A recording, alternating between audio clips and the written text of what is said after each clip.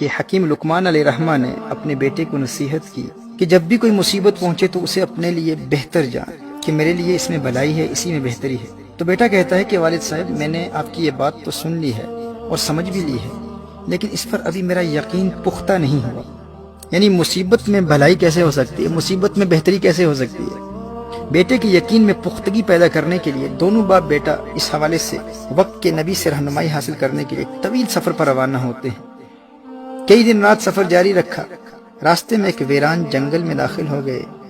شدید گرمی تھی، کھانا پانی بھی راستے میں ختم ہو گیا، خچر بھی تھک چکے تھے اور پیاس کی شدت سے ہانپنے لگے۔ تو دونوں باپ بیٹا خچروں سے نیچے اتر آئے اور پیدل ہی چلنے لگے۔ اب اچانک بہت دور ایک سایہ اور دھواں سا نظر آیا، تو حضرت حکیم لقمان علیہ الرحمہ نے گمان کیا کہ وہاں شاید کوئی آبادی ہے، تو اسی طرف چلنے لگے۔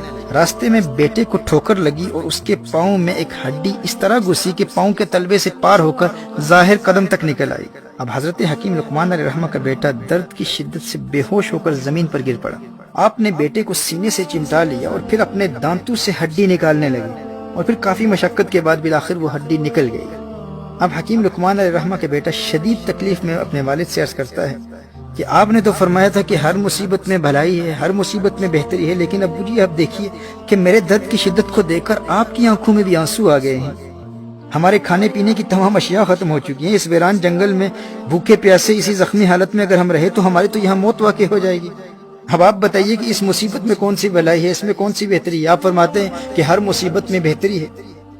حضرت حکیم لقمان علیہ الرحمہ نے ارشاد فرمایا، بیٹے اس مصیبت میں بھی تمہارے لیے کوئی بہتری ہے۔ ہو سکتا ہے کہ اس چھوٹی مصیبت میں تجھے مبتلا کر کے تجھ سے کوئی بڑی مصیبت دور کر دی گئی ہو۔ محترم احبہ، ابھی آپس میں باتیں ہی کر رہے تھے کہ حضرت حکیم لقمان علیہ الرحمہ نے نظر اٹھائی اور وہاں دور جو دھواں نظر آ رہا تھا وہ غائب ہو چکا تھا، اور دور گھوڑے پر سوار سفید لباس زیب تن کیے ایک شخص نظر آیا جو بڑی تیزی سے ان کی طرف آ رہا تھا، اور جب وہ بالکل قریب آیا تو نظروں سے اوجھل ہو گیا، اچانک غائب ہو گیا۔ اور پھر ایک آواز آئی کہ میں جبرائیل ہوں اور مجھے صرف انبیاء علیہم السلام اور مقرب فرشتے ہی دیکھ سکتے ہیں۔ مجھے اللہ جل وعلا نے حکم فرمایا تھا کہ میں فلاں شہر اور اس کے آس پاس کے لوگوں کو زمین میں دھنسا دوں۔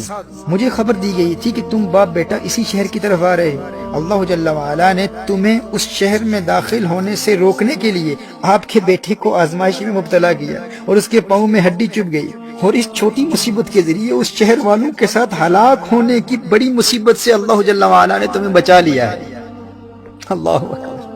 محترم احبہ، پھر حضرت جبریل امین علیہ السلام نے اپنا نورانی ہاتھ اس لڑکے کے پاؤں اور برتنوں پر پھیرا، پاؤں بالکل ٹھیک ہو گیا اور برتن پانی اور کھانے سے بھر گئے، اور پھر دونوں باپ بیٹے کو سواریوں کے ساتھ اٹھایا اور چند ہی لمحوں میں واپس ان کے گھر پہنچا دیا۔ میرے دوستو یاد رکھنا، جب بھی کسی مصیبت میں مبتلا ہو تو ہمارا رویہ یہ ہونا چاہیے کہ یہ مصیبت کسی بڑی مصیبت کو ٹالنے کے لیے آئی ہے، اور اس مصیبت میں ہمارے لیے کوئی بہتری ہے، کیونکہ کچھ مصیبتیں آتی اسی لیے ہیں کہ ہمیں کسی بڑی مصیبت سے بچائیں۔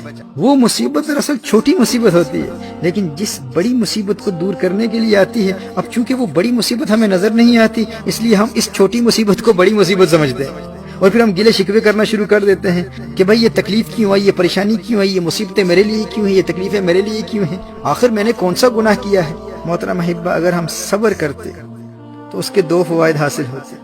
ایک یہ کہ اللہ جل وعلا ہمیں اس آنے والی بڑی مصیبت سے بھی بچا لیتا، اور صبر کی برکت سے یہ چھوٹی مصیبت بھی بالآخر دور ہو جاتی۔ جیسے حضرت جبرائیل علیہ السلام نے ہاتھ پھیرا اور لڑکے کا پاؤں بھی ٹھیک ہو گیا، برتن بھی کھانے اور پانی سے بھر گئے، اور سواریوں سمیت باپ بیٹا عافیت سے گھر پہنچ گئے، اور اس شہر میں عذاب میں مبتلا ہونے والی بڑی مصیبت سے بھی اللہ جل وعلا نے بچا لیا۔ کیوں؟ کیونکہ حضرت لقمان علیہ السلام نے اپنے بیٹے کو صبر کی تلقین کی، کہا کہ بیٹے اس میں بھی کوئی بہتری ہے، اس میں بھی تمہارے لیے کوئی بھلائی ہے، ممکن ہے کہ یہ مصیبت اس لیے آئی ہو تاکہ تجھے کسی بڑی مصیبت سے بچا لے۔ محترم احبہ، نبی کریم صلی اللہ علیہ وآلہ وسلم کا فرمان علی شان ہے، اللہ جل وعلا کے فضل و احسان کا تقاضا یہ ہے کہ تم بیماری میں اس کے شکوے نہ کرو اور مصیبت کو پوشیدہ رکھو، مصیبت کو چھپا کر رکھو۔ اگر مصیبت پر شکوہ نہ کیے تو وہ مصیبت بھی ٹل جائے گی، اور جس بڑی مصیبت کو ٹالنے کے لیے آئی تھی وہ بھی ٹل جائے گی۔ ایک روایت میں آتا ہے کہ اللہ جل وعلا انسان کو ایک چھوٹی تکلیف دیتا ہے، لیکن بندہ جب اس چھوٹی تکلیف پر شکوہ کرتا ہے تو اللہ جل وعلا اس شکوے کی وجہ سے اس بندے کو بڑی تکلیف میں مبتلا کر دیتا ہے۔ یعنی پہلے وہ تکلیف چھوٹی تھی، لیکن اس نے شکوہ کیا، اس نے گلہ کیا، تو اللہ جل وعلا نے اس شکوے اور گلے کی وجہ سے ایک بڑی مصیبت میں مبتلا کر دیا۔ دین کی بات پھیلانا صدقہ جاریہ ہے، ثواب کی نیت سے ویڈیو کو شیئر ضرور کیجیے۔ جزاک اللہ۔